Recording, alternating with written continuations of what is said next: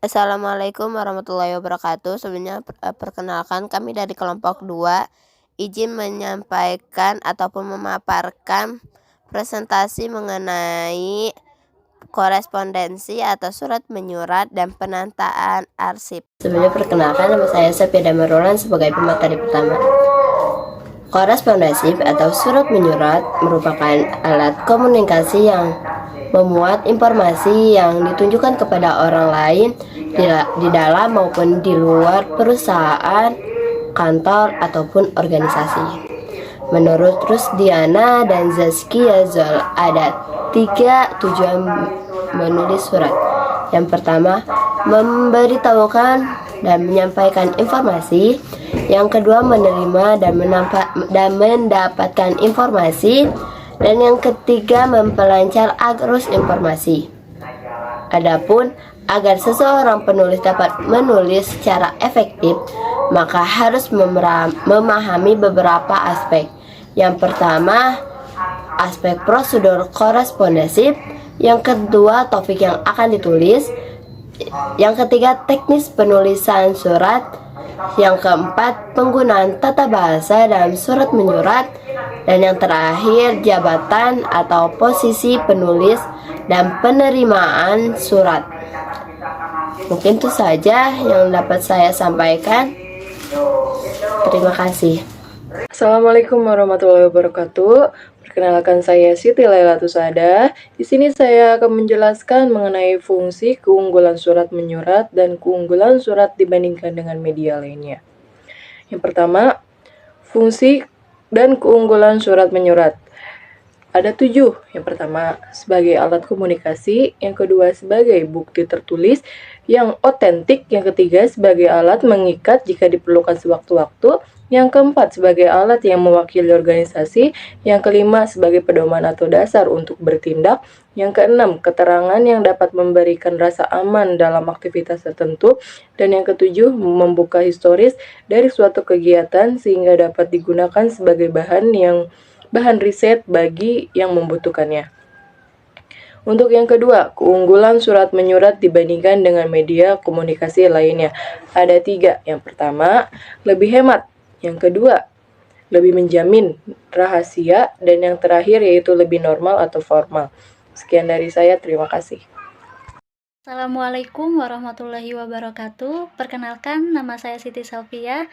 Kali ini saya akan melanjutkan materi tentang penataan arsip dan jenis-jenis arsip. Arsip berasal dari bahasa Belanda, yaitu arsip. Menurut Undang-Undang Nomor 43 Tahun 2009, Pasal 1 Ayat 2, yaitu rekaman kegiatan atau peristiwa dalam berbagai bentuk dan media sesuai dengan perkembangan teknologi informasi dan komunikasi yang dibuat dan diterima oleh lembaga negara. Jenis-jenis arsip dapat dibedakan sebagai berikut. Yang pertama, arsip menurut subjek atau isinya dapat dibedakan menjadi 4, yaitu arsip kepegawaian, arsip keuangan, arsip pemasaran, dan daftar pendidikan. Selanjutnya, arsip menurut bentuk dan wujud fisiknya. Ada surat, pita rekaman, mikrofilm, disket, compact disc, dan flash disk. Selanjutnya, arsip menurut nilai gunanya. Penggolongan arsip berdasarkan nilai dan kegunaannya. Ada arsip bernilai informasi, arsip bernilai administrasi, arsip bernilai hukum, arsip bernilai sejarah, arsip bernilai ilmiah, arsip bernilai keuangan, dan arsip bernilai pendidikan.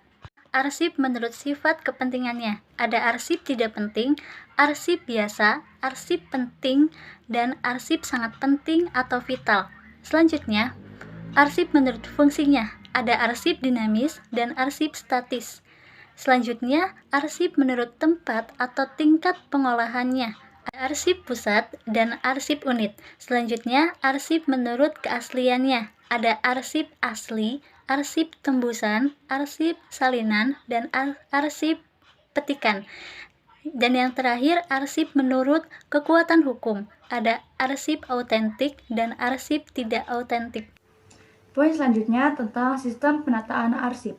Kata sistem dalam hubungan dengan sistem kearsipan biasanya menunjukkan metode penyusunan atau metode klasifikasi.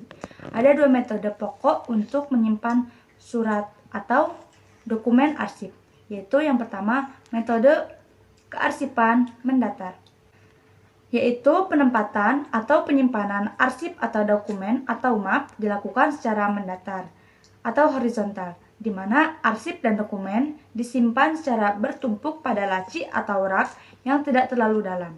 Metode kearsipan vertikal, yaitu penempatan atau penyimpanan arsip dilakukan secara tegak lurus atau vertikal, di mana arsip disusun berderet ke belakang. Saya Dimas Hairudayat. Di sini saya akan menjelaskan tentang proses penutupan arsip. Nah, yang pertama ada membuat berita acara penyerahan arsip, mengklarifikasi isi arsip. Lalu yang ketiga adalah membuat arsip yang patut disimpan dan diterima. Nah, berikutnya ada pemeliharaan dan pengamanan arsip. Yang pertama adalah menyimpan arsip di dalam box, terus membersihkan ruangan. Yang ketiga ada melakukan fumigasi selama 2 bulan. Lalu yang keempat ada menjaga kelembapan ruangan. Lalu yang kelima ada mengunci sarana penyimpanan arsip. Nah, yang keenam ada setiap dinas atau divisi wajib membuat berita acara penyerahan arsip. Berikutnya ada teknik penyusutan atau pemusnahan arsip.